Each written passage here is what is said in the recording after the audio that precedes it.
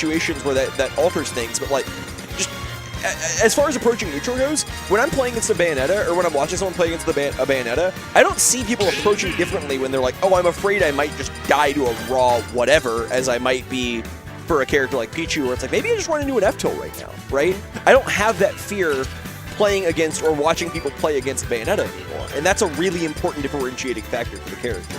Well, right now, we'll come back to the argument a little later. Got you. Right now, we're going to be going with Dakpo versus Batmayne. Batmayne, he was never PR'd in Smash 4, but he was always the most dangerous man who was always outside of PR. Because he would beat the hell out of everybody. I'm talking about out of timers would come up here, they would get waxed by him. Batmayne was a great Lucas player. He's switching to Daisy instead of going back to Lucas, of course. Interesting. There's always that one person that's like, you know, the Area 51 or whatever you want to call it, the not quite top of the whatever PR. The hidden boss, I would like yeah, certainly. Well, I mean, maybe not necessarily hidden because they're known in the region or whatever, but like people that really are really good at, you know, just playing right at that level, but maybe haven't quite broken through all the way. And players like that are the ones that I am the most scared of.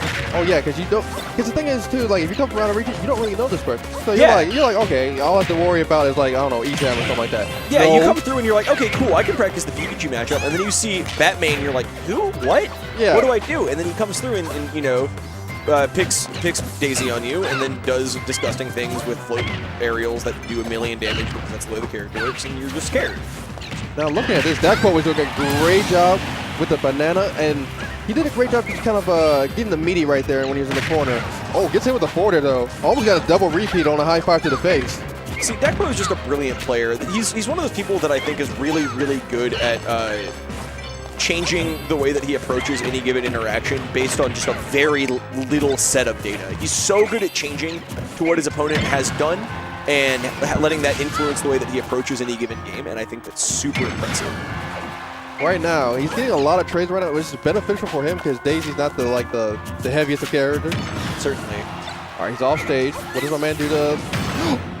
What? Oh, that'll get you. That was Nair, I think it was. That was back here, I think, actually. It was one hell of a strong move, that's all I'm going to say. Those are two moves where you sort of trade with him and die sometimes, right? Yeah, especially when you're doing Decon's up B. Yeah. That move, once it loses, man, it hilariously loses. Yeah, that it certainly does. All right, Dakpo's got one hell of a lead, though. I mean, he's at 9% versus 116. It's not impossible for my man Batmayne, but he's going to have to play a little bit of his mind. It's a little nice, though, seeing Diddy Kong be a little bit more honest. That was so brilliant. That was a big brain right there. That's what I was saying earlier. Dakpo is just so good at recognizing situations and how he can get people to behave the way that he wants them to. And you know, also, as gentle monkey flips are super clean. He's been doing that a lot. I just want to point out how, you know, intelligent that is. One thing I do want to point out from Dakpo is that if you saw him do that down tilt, he immediately could have grabbed, but he was like, all right, I'm going to go for a mix-up instead, and got a bigger punch off of that. He's been one of the people who's been like, I don't need to grab. There's no reason for me to grab. Yeah. My character's busted already. All right, let's see. Banana is your grab. But I mean, banana is something. I'll say that. It's a lot of things that I don't like. But anyway, it doesn't really matter about my opinion right now. Hits him with the forward air. Let's see if he can get anything off this ledge trap. Does not get anything. Gets a forward air though. Puts it back in the corner. If he gets another one of his forward air, he's the hella dead. Oh my god! I actually thought he was dead from that. Barrels are one of those moves where it's like never as strong or as weak as I'm expecting it to be. I'm always surprised by what happens after someone gets hit with barrel. Up there. Good DI. Not taking the stock quite yet. Another barrel, and my lady is still living. Lord. Okay. That was so close. The float just barely brought him out of the way of the hitbox. Monkey flip is not going to kill him, but he's still in a bad area, though. How can they go for the burial? I'm sorry? Off stage like that? What the? Oh, my God. And that's a smart mix-up, because the reason why that's a smart mix-up is like, okay, let's say if he gets back on stage, I immediately get the ledge drop anyway, and I can go confirm in the back here. That's how big brain Dakpo is thinking. You're you're covering him going to ledge where you're ledge trumping, you're covering him staying down there where you're killing him, and then you're covering him going on stage where you can just jump from ledge and do whatever button you want. Exactly. And that's how Dakpo was ranked. I think he was a top 5 player. No, he was like 4, I believe.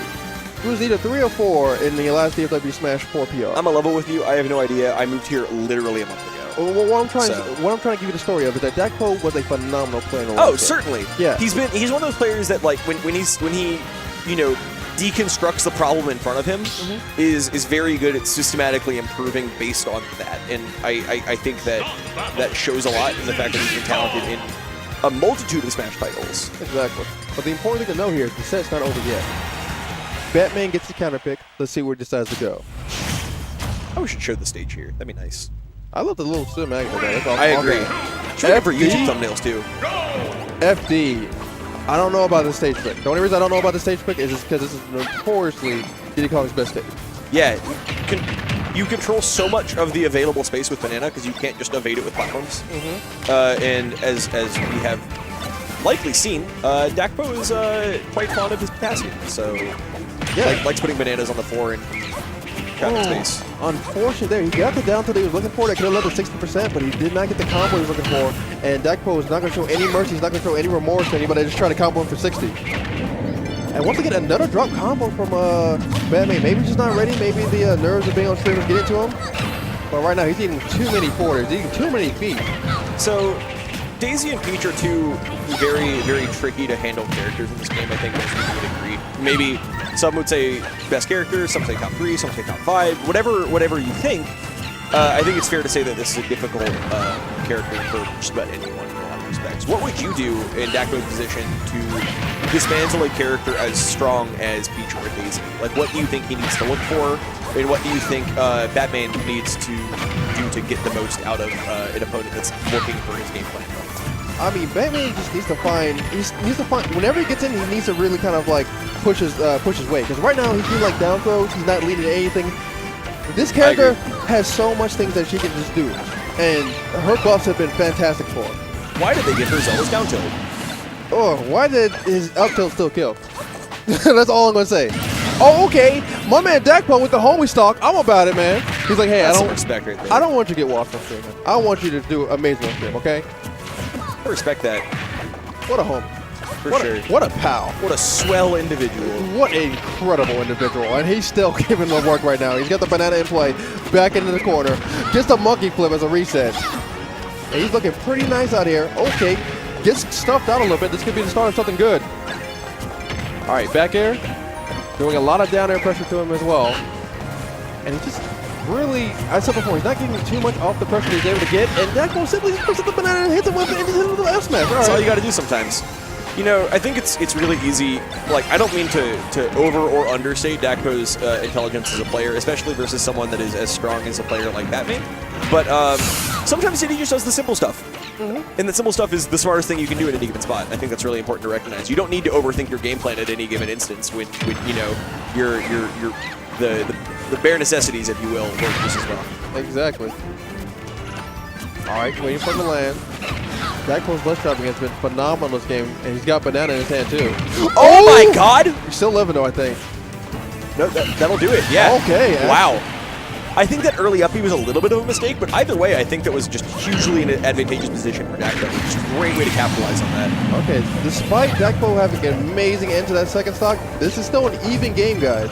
All it takes is one down tilt to put him to 60, but I mean, that's if Dakpo lets him win neutral at all. I think everyone's been able to see those clips of Daisy doing her thing where it's just down tilt and air, trying to pull, you know, whatever. You know, that whole vortex that just ends up setting up into kills or insane amounts of damage. That's like that. It looks even on paper right now, but when you account for stuff like that, these are so much scarier positions when you're playing against characters like that. Yeah. Okay. Doing a great job with juggling him, but yeah, to your point though, there is a very good combo game that she does have. He's out of the combo game right now, so it's pretty much all neutral from both displays at this point. Yeah. Couple exchanges, couple hits. Forward air, Dakpo almost that was so close. That move is strong. The plot was on his side. He barely missed that forward air. My man's got another chance of life here. Let's see if he can somehow sneak his way in and probably steal this game, because he's at 113. Peach forward air, or I'm sorry, Daisy forward air will definitely take it. Oh, not a forward air. He's getting so many high fives to the face right now. Crown slap. All right. And he's throwing it out. There's the trap. Ooh. Oh, he caught up the rush air that was dodge. so stressful. 102, 127. Both of these characters can kill. Both these characters have that percent. Both these characters have that power. He had the read on the arch trap. Is that going to do it? That's it. That's it. Okay, Good stuff. Wow. Stressful game. I know we spent a lot of that time talking about the match from the perspective of Dacpo, because it's a lot easier to sort of see how Diddy dismantles a game